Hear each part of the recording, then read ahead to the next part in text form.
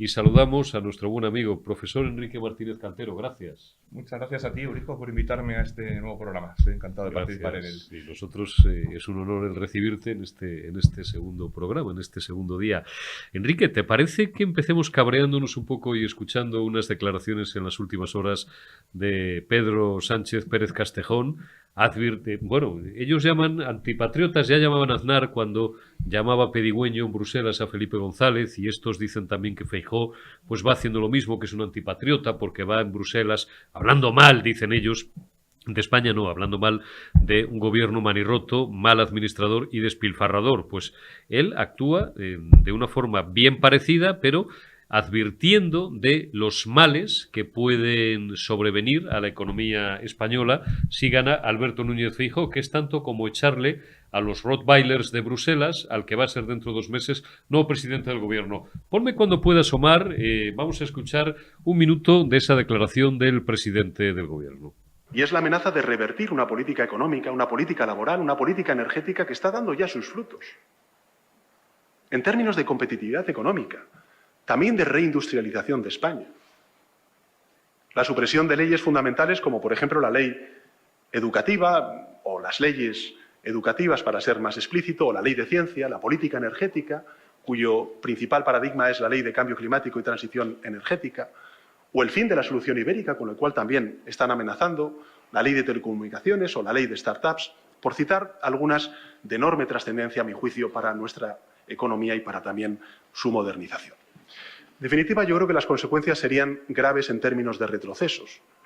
Y no solo por una cuestión de seguridad jurídica, que también, sino porque también comportan un riesgo presupuestario real, del que algunos, en su empeño por derogar y por deshacer, parecen no ser conscientes.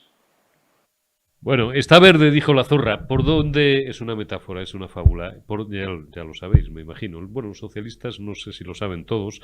Muchos de ellos sí están romanizados, otros regular. ¿Por dónde empezamos, don Enrique? Dice el pájaro que es un riesgo que lleve Feijóo al gobierno. Un riesgo presupuestario, un riesgo para la seguridad jurídica. Lo dice él. Es inaudito y yo creo que lo que hay que decir para que nos entendamos rápidamente es que estas declaraciones son tan mentira como cuando dijo que no iba a pactar con Bildu, o son tan mentira como cuando su ministra de Hacienda dijo que el PIB de España era más grande que el de Alemania. Su hipótesis es que vamos a perder los fondos europeos si gobierna Núñez Feijóo. Vamos a ver, se pueden perder fondos los que tenemos y los que podemos llegar a tener por 4 razones. La primera razón es porque no se ejecute lo que tenemos. Dentro de la falta de transparencia del gobierno actual, nos tenemos que basar en las cifras que nos dan las instituciones europeas, y lo que nos dicen es que el gasto que ha llegado al tejido productivo y social es el 20% de lo que hemos recibido. Luego, ¿por qué podemos perder fondos? Por la mala gestión del gobierno de Sánchez. Bien. La segunda razón por la que podemos perder fondos es por el incumplimiento de las reformas que hemos acordado con nuestros socios europeos. Entre otras muchas cosas, ¿qué ocurre? Esta convocatoria precipitada de elecciones pone en riesgo el siguiente desembolso, que son 10.000 millones, para el cual teníamos comprometidas una serie de reformas que evidentemente durante este periodo electoral no se van a poder presentar. Recuérdenos muy rápido, antes de pasar al tercer pivote de riesgo, parte de esas reformas. Por ejemplo, nos habíamos comprometido a reformar el sistema de pensiones, pero otras muchas cosas. La reforma del sistema de pensiones se presentó, tenemos que ver cuál es la valoración definitiva por parte de la Comisión, pero hay otras nuevas, como por ejemplo la de Ley de Función Pública, que se ha quedado en el camino, o algunas leyes de reforma educativa, por ejemplo. Por lo tanto, hay reformas importantes que están pendientes. Y luego estaría la valoración de las que han hecho, que luego si quieres entramos en ello, ¿no? Pero decía que puede ser porque no ejecutamos los fondos. ¿Eso de quién sería responsabilidad? Del gobierno de Pedro Sánchez. Podría ser porque no presentamos las reformas. ¿Eso de quién sería responsabilidad? Del gobierno de Pedro Sánchez. Podría ser porque no cumplimos la condicionalidad del cumplimiento del Estado de Derecho. Que esto, en traducción literal anglosajona, es lo que se llama el imperio de la ley. ¿Quién se ha saltado el imperio de la ley? Pedro Sánchez quitando la malversación. Pedro Sánchez inmiscuyéndose en los nombramientos relacionados con la independencia del sistema judicial. Okay. Por lo tanto, sería responsabilidad de Pedro Sánchez. Y la cuarta, que tiene que ver con lo que pueda venir hacia adelante, es los nuevos desembolsos que podemos pedir ya en forma de préstamo y que van en la adenda que se acaba de presentar. ¿Qué es lo que ocurre? Que esa adenda necesita una evaluación de la Comisión Europea y una negociación que va a ser durante el periodo electoral y durante el gobierno de funciones. Por lo tanto, las 4 razones por las que podemos perder fondos son inducidas por el comportamiento del presidente del gobierno y en ninguna medida inducido por el comportamiento del futuro presidente del gobierno. El presidente será Núñez Feijóo, que seguro que busca la forma de llegar a acuerdos con la Comisión Europea para enderezar todo este desastre que nos han dejado y evitar que estos errores que nos han dejado encima de la mesa se traslucen, se plasmen en una pérdida de fondos. A ver si se lo pregunto bien, profesor. Desde su experiencia triple, que es profesor universitario, que lo es, tiene experiencia política, puesto que ha sido diputado de la Asamblea de Madrid y luego tiene una notable experiencia como asesor y como consultor. Por tanto, tiene una atalaya privilegiada. Me está poniendo cara de, porque esto no lo habíamos pactado, a ver qué me va a preguntar este hombre. Bien. Muchas veces, hablando de política, pues a los periodistas, igual que a ustedes los economistas y a los políticos o los juristas, la gente, pues les pregunta cosas. Oye, ¿qué va a pasar con esto? Oye, tal, no sé qué. Entonces, ¿qué nos preguntan a los periodistas mucho últimamente? Don Alfonso y yo lo hablamos, Alfonso Rojo y yo lo hablamos con profusión.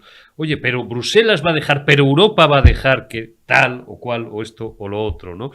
Bien, en Bruselas... Y usted conoce también a aquel predio mejor que yo, que estuve allí 3 meses y salí huyendo, siempre lo cuento, es una broma. No, es una broma, es medio broma, medio serio. Salí huyendo, pero más que nada por la elefantiásica dimensión de todo aquel aparato y de todo aquel conglomerado. En Europa realmente les importa que siga siendo Pedro Sánchez Castejón presidente o lo vaya a ser Alberto Núñez Feijóo. ¿Existe algún interés en el establishment de Bruselas en que Sánchez Castejón continúe, siempre que ello sea posible y sin forzar la voluntad popular, lógicamente, pero ayudar un poquito a que el Partido Socialista Obrero Español siga gobernando España? En Bruselas, sin embargo, existe un cierto interés, es decir, ellos son puramente tecnócratas y no intervienen en absoluto en la libre voluntad y en los libres procesos de cada uno de los países que forman parte de la Unión.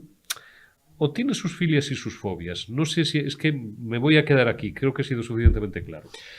Yo creo que una de las grandes virtudes de la Unión Europea es que hacía realidad una premisa de lo que llamamos el orden liberal o las democracias liberales. Y es que las decisiones se tomen en base a hechos, en base a datos, en base a evidencias, no en base a creencias o en base a intuiciones o en base a ideologías. Así es. Y yo creo que la Unión Europea y en particular la Comisión Europea ha hecho un gran servicio en este sentido durante muchas décadas. Ha hecho posible que en muchos países, pero en concreto en España, por ejemplo, se tomen decisiones que eran complicadas bajo el amparo de que viene un criterio técnico consensuado en la Unión Europea. Esto quizás ha deteriorado un poquito en los últimos años y con la actual Comisión Europea. Creo que se han hecho muchas cosas bien, pero algo que llama la atención, y yo creo que lo he contado en este programa, es lo que hemos llamado o yo llamo la política del TIC de la Comisión Europea. ¿Qué es esto? Que efectivamente teníamos que comprometer reformas para tener estos desembolsos de los fondos Next Generation. Las reformas, por cierto, algo que ha dicho Pedro Sánchez y también es mentira, las reformas se tienen que inspirar en las recomendaciones que nos hacen en cada semestre europeo, pero no se han inspirado en esas recomendaciones que nos hacen.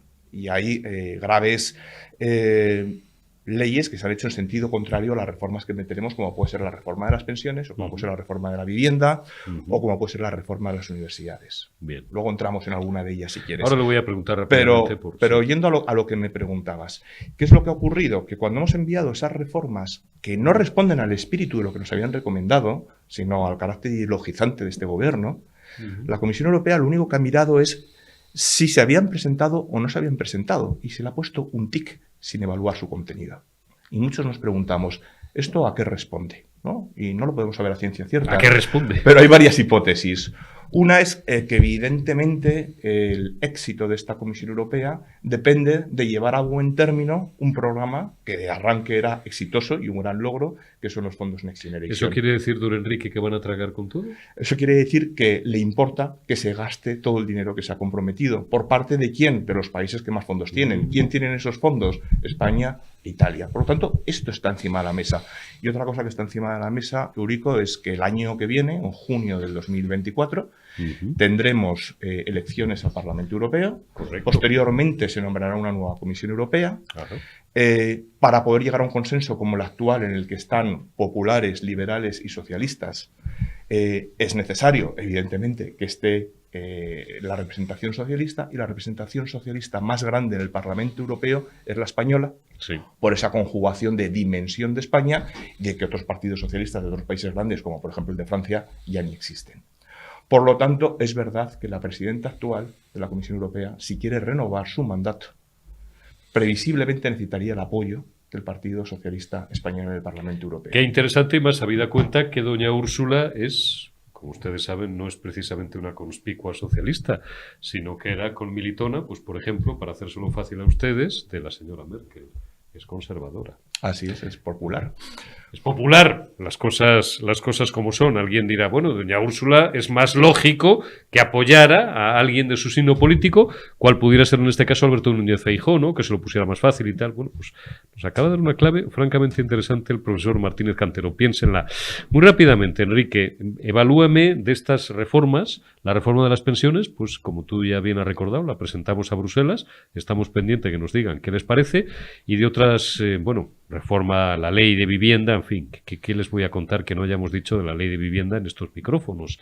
Y también la reforma de otras que, salvo para decenas de miles, por lo demás, cientos de miles de funcionarios que tenemos en España, para todos los amigos y algunos familiares también, destacados miembros de la función pública y servidores del Estado, porque el tópico del funcionario, ya saben ustedes lo que pasa con los tópicos, ¿no? Quizás no merecen muchas veces estar sirviendo a señoritos advenedizos, políticos profesionales y casta, como la que tienen que sufrir la reforma de la ley de la función pública, que se ha quedado en el tintero. ¿Hay alguna que merezca la pena salvar de las que ha perpetrado este gobierno en los últimos años? Pues me lo pones bien difícil, ya, bien difícil. Por porque mira, así. vamos a empezar por lo gordo, ¿no? Lo que más condiciona el futuro de España, porque no solamente condiciona la deuda pública, y por tanto lo que podremos hacer y lo que no podremos hacer, sino también condiciona algo tan importante como la cohesión entre generaciones. Y eso es la reforma de las pensiones. Claro. La reforma de las pensiones, ¿a qué espíritu debía responder? Al de dotarle de sostenibilidad. ¿A qué espíritu ha respondido? Al de dotarle de sostenibilidad durante los próximos 4, 5, 6 años. O sea, lo habitual, ¿eh? A partir de ahí, la insostenibilidad absoluta, ¿no? Por lo tanto, esa quizás la más gorda y la que más nos afecta, y la que más le afecta a los jóvenes que nos están escuchando. Otra ley que, bueno, nos afecta muchísimo y es más reciente, la ley de vivienda.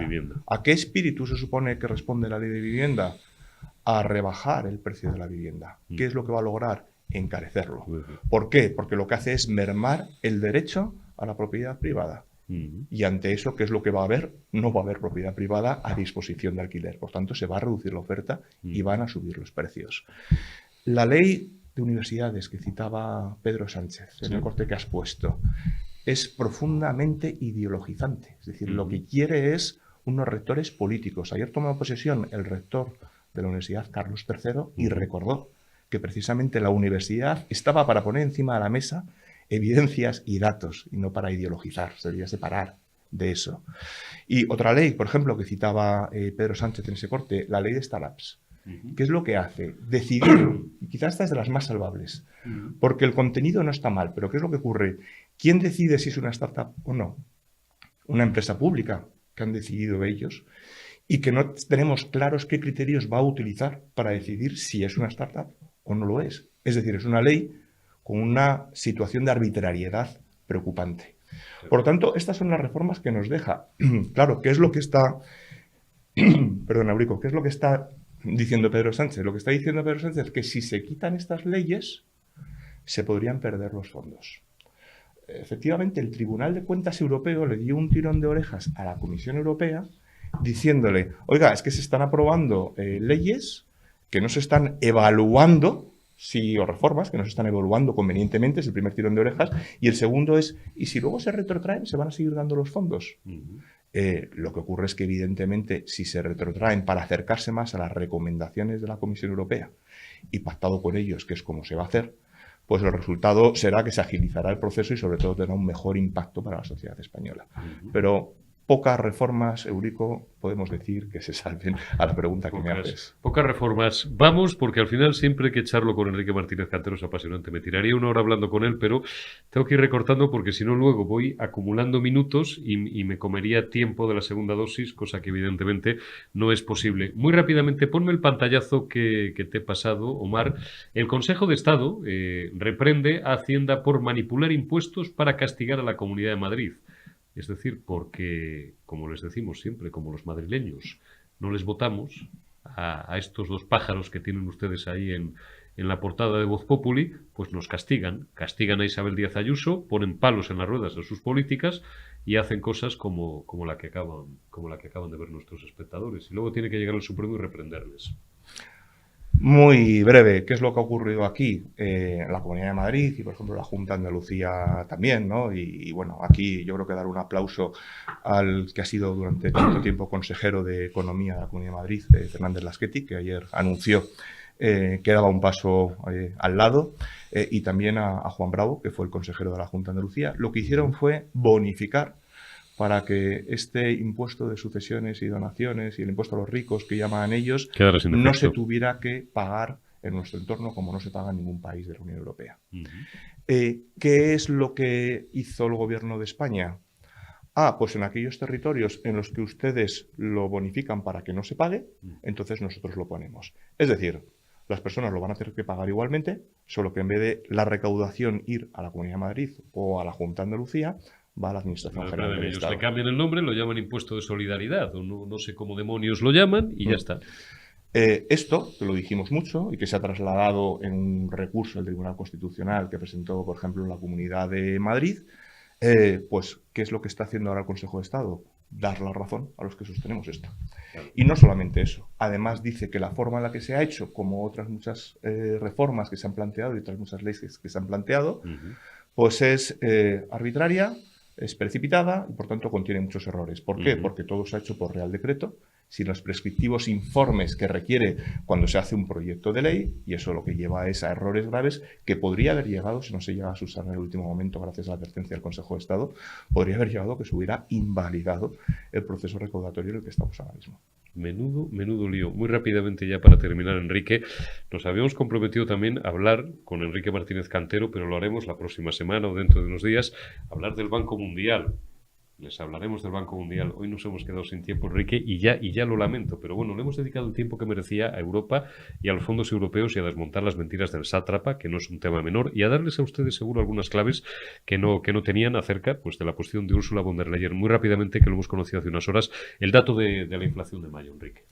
Bueno, es el dato definitivo, confirma las previsiones que había. Bien. ¿En qué nos situamos? Pues en un IPC que se va situando en entornos más normales, del 3,1, pero con una inflación subyacente muy preocupante, por encima del 6%, que es la que nos va a costar trabajo doblegar. Porque la primera se reduce como consecuencia de factores exógenos. Energía, por ejemplo. La energía, la recuperación de las cadenas de valor que se habían roto, pues, por ejemplo, por el cierre de China con la pandemia.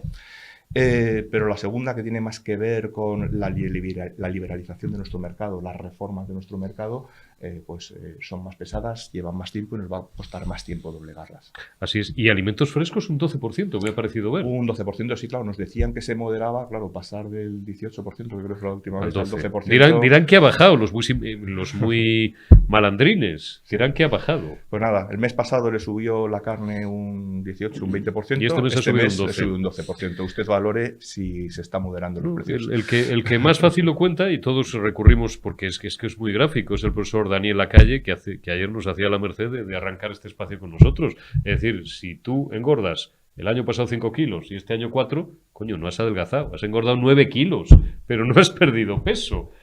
Es muy evidente, ¿no? Además de sectarios, o no saben matemáticas, o los que las saben, porque Nadia Calviño sí sabe de esto, pues tratan sectaria y torticeramente de engañarnos. ¿Dónde van a ir? Bueno, Nadia Calviño tiene dónde ir. Ayer hablaba con un gran amigo nuestro, economista, que estuvimos un buen rato hablando por teléfono, de que iba a ser de gentes como Escrivá, por ejemplo. ¿Qué va a ser de gentes como Escrivá? Sí, personas... Tendrán que volver a la actividad privada. Personas que yo creo que tenían una buena reputación en sus ámbitos y que efectivamente después de este paso, y sobre todo cuando se vean en la distancia, pero en la distancia de 1 o 2 años, no hace falta irse dentro de 10 años, pasado mañana, a ver qué cara se les queda, ¿no? Y efectivamente qué futuro emprenden. Esto es. Enrique Martínez Cantero, muchísimas gracias. Un gracias placer. a ti. Profesor de Economía del CEU.